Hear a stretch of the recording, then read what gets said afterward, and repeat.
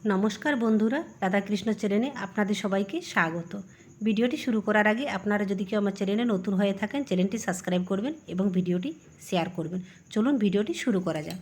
ত্রেতা যুগে ভগবান বিষ্ণু মাতা লক্ষ্মীর অবতার রূপে শ্রীরামচন্দ্র এবং তার পত্নী সীতাদেবী ধরাধামে আবির্ভূত হয়েছিলেন। রাজা দশরথের জ্যেষ্ঠ পুত্র ছিলেন শ্রীরামচন্দ্র। রাজা দশরথের মৃত্যুর পর পিণ্ডদান করতে শ্রীরামচন্দ্র, লক্ষ্মণ এবং মাতা সীতা বিহারে অবস্থিত গোয়াতে পৌঁছেন।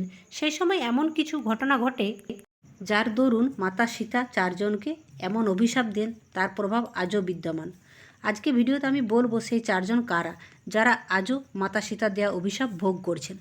গোয়া পৌঁছানোর পর শ্রী রামচন্দ্র এবং তার ভ্রাতা লক্ষ্মণ পিণ্ডদানের জন্য প্রয়োজনীয় সামগ্রী আনতে বের হন, কিন্তু তাদের দুজনে ফিরতে অনেক সময় লেগে যায়। এদিকে পিণ্ডদানের সময় পেরিয়ে যাচ্ছিল, তখন হঠাৎই রাজা দশরথ সেখানে উপস্থিত হন এবং তার পুত্রবধূ সীতাকে পিণ্ডদান করতে বলেন। রাজা দশরথ সীতাদেবীকে বলেছিলেন যে তার খুব খিদে পেয়েছে। একথা শুনে মাতা সীতা উত্তরে বলেন তাকে তার পুত্রদের ফেরা পর্যন্ত অপেক্ষা করতে হবে, যাতে তারা তিনজন মিলেই তাকে চাল এবং তিলের পিণ্ড বানিয়ে দান করতে পারেন। কিন্তু রাজা দশরথ অপেক্ষা করতে চাইলেন না। তিনি মাতা সীতাকে ফাল্গু নদীর তীরে বালি দিয়ে পিণ্ড বানিয়ে দান করতে বলেন। শ্রীরাম এবং লক্ষ্মণ ফিরে আসার পূর্বেই সীতাদেবী সম্পূর্ণ নিয়ম বিধি মেনে পিণ্ডদান করে দেন। ওই সময় সেখানে সাক্ষী স্বরূপ 5 জন উপস্থিত ছিল, অর্থাৎ যারা মাতা সীতাকে পিণ্ডদান করতে দেখেছিল। তারা হলো বটবৃক্ষ, ফাল্গু নদী, একটি গরু, একটি তুলসী গাছ এবং এক ব্রাহ্মণ।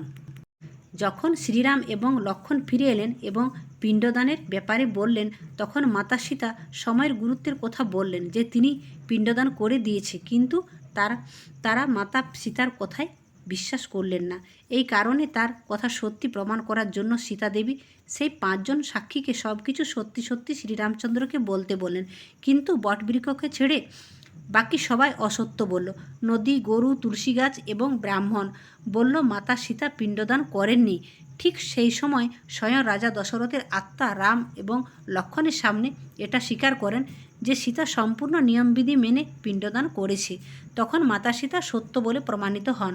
এরপর সীতাদেবী 4 জনকে অভিশাপ দেন। ফাল্গু নদীকে অভিশাপ দেন যে গোয়াতে নদী মাটি নিচ দিয়ে বইবে এবং ওপর দিকে সর্বদাই শুকনো থাকবে।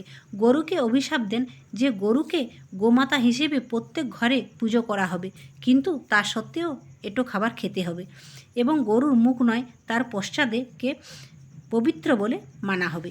তুলসী গাছকে অভিশাপ দেয় গোয়াতে কোনো তুলসী গাছ থাকবে না। ব্রাহ্মণকে অভিশাপ দেয় ব্রাহ্মণ জীবনে কোনোদিনই সন্তুষ্ট হবেন না এবং সর্বদাই দরিদ্রতার মধ্য দিয়েই তাদের জীবন ব্যতীত হবে। সবশেষে মাতা সীতা বটবৃক্ষকে দীর্ঘজীবী হওয়ার বরদান দেন এবং ওই বলেন যে মানুষের গোয়াতে পিণ্ডদান করতে আসবেন তিনি বটবৃক্ষকেও পিণ্ডদান করবেন। এইভাবে মাতা সীতার দেওয়া অভিশাপ সেই 4 জন সাক্ষী আজও ভুক্তভোগী। ভিডিওটি কেমন লাগলো? যদি ভালো লেগে থাকে তাহলে একটি লাইক আর সাবস্ক্রাইব করবেন। জয় শ্রীরাম।